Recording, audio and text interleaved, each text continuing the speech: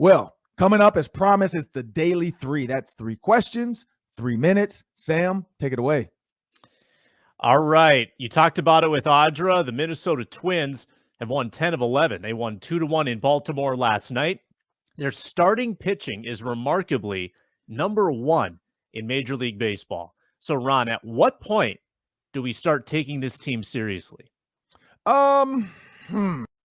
Byron Buxton has to be in a bubble in order to keep up this pace. Like, he shouldn't drive.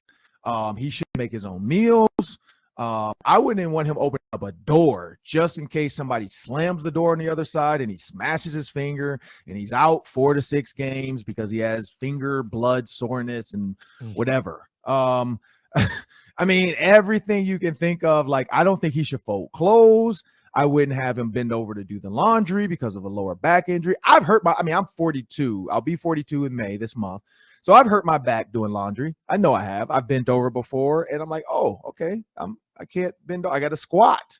So when you look at Byron Buxton, you look at this Twins team, I think mid-May, so May 15th, I think it'd be time to start taking them serious. At May 15th, that will be the last game of the series against the Cleveland Guardians. And so when you think about that, the last series of the Cleveland Guardians, at that point, they would play the Orioles, the A's, and the Astros, and then the Guardians to close out May 15th. That's halfway through the month of a 28-game kind of run. And I look at the next 28 games, and I mentioned this with Audra. They're winnable. I mean, everyone, like, of course, like the White Sox, off to a bad start, but all the games are winnable. One, you create a culture of winning. When you win, like you just said, they're on a 9-1 streak in the last 10. I love the last 10.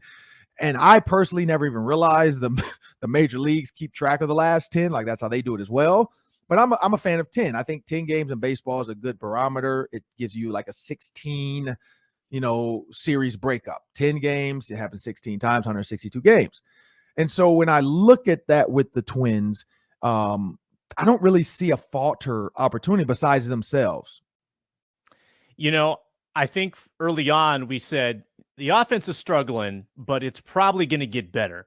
And I kind of think the opposite with the pitching. The pitching's really good right now, but I don't know if they can sustain that. I feel like it's going to come back to the pack.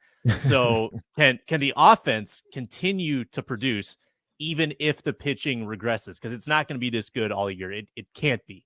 Over 162 games, it will probably dial back a bit, and the Twins are going to need to hit.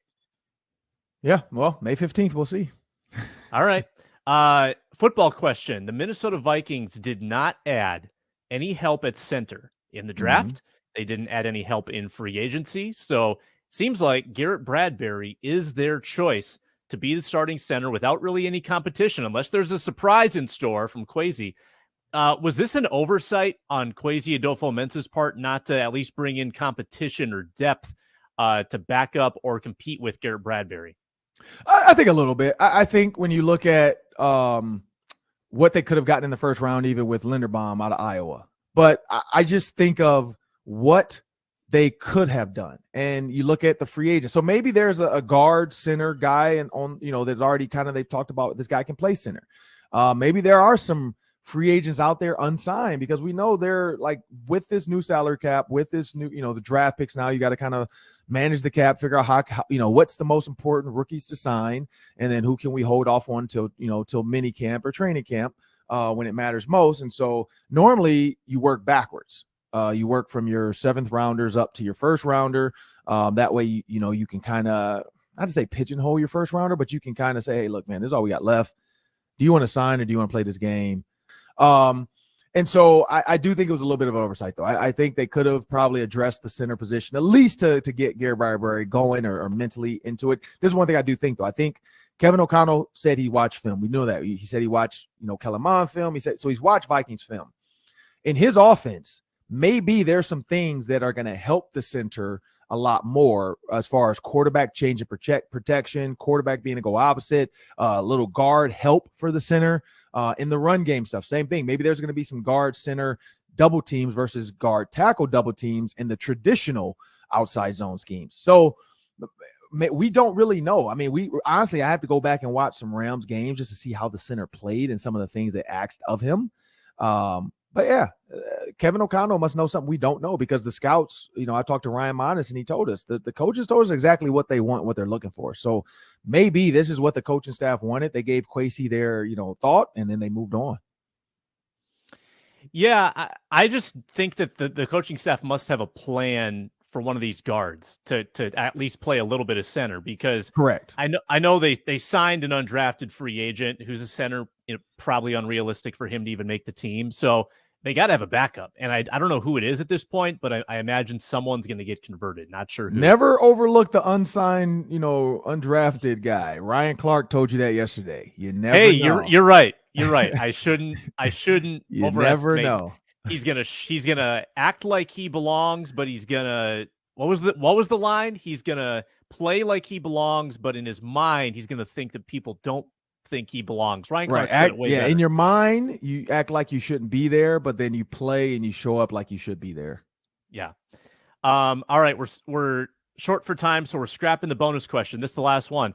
Grizzlies fell in game 1 against the Warriors on Sunday afternoon. Obviously, they knocked out the Timberwolves in 6. But are the Grizzlies due for a letdown against Golden State, Ron, after that game 1 loss? Well, I think this is the thing. It's a 2-3 game. So you look at 2-3 seed, it's anybody's game. And it's the Warriors. That's the scariest team in the playoffs because of what Klay and Steph can do when they get going. The one equalizer that Ja's going to figure out with the Warriors, and the people, I saw the tweets about this, they're not going to make the mistakes down the stretch. Like, they're not the Timberwolves. They're not going to make those mistakes down the stretch where you can benefit from, dumb plays, dumb shots. Like, when it's a closeout situation, it's going to Klay or Steph. Like, now Jordan Poole has earned the right to take some of the, but it's going to Klay or Steph. Like, unless they double team both Klay and Steph, and they leave Draymond and, wide open, and Jordan Poole with one guy on them because they need a 3. So they're like, if Draymond takes a wide open 3, fine. I don't see that. I don't see the Warriors making mistakes. I've watched them a lot. I love the way Steph plays. I love his energy. He doesn't make mistakes. Like, that's the thing. They don't miss free throws. They don't pass the ball to the wrong guy to start a game. Like, they start the game with, if Steph comes off the bench or not, they start the game with Steph. If he's coming off the bench, then they start with their set. They're going to get Jordan Poole to get, pick and roll with Klay or Draymond, and then they're going to dump it in, and then they're going to kick it back out, and they're going to swing it. Andrew Wiggins might get a dunk on somebody, or he's kicking it back out, knock down the 3. That offense is poetry in motion. And so I don't think it was a letdown. I just think they got beat. Ja Morant did miss the layup at the end. So it's close. It's not like there's a blowout happening. But I do realize Memphis now knows, defensively too. Like, we saw that same exact play where Anthony Edwards trailed.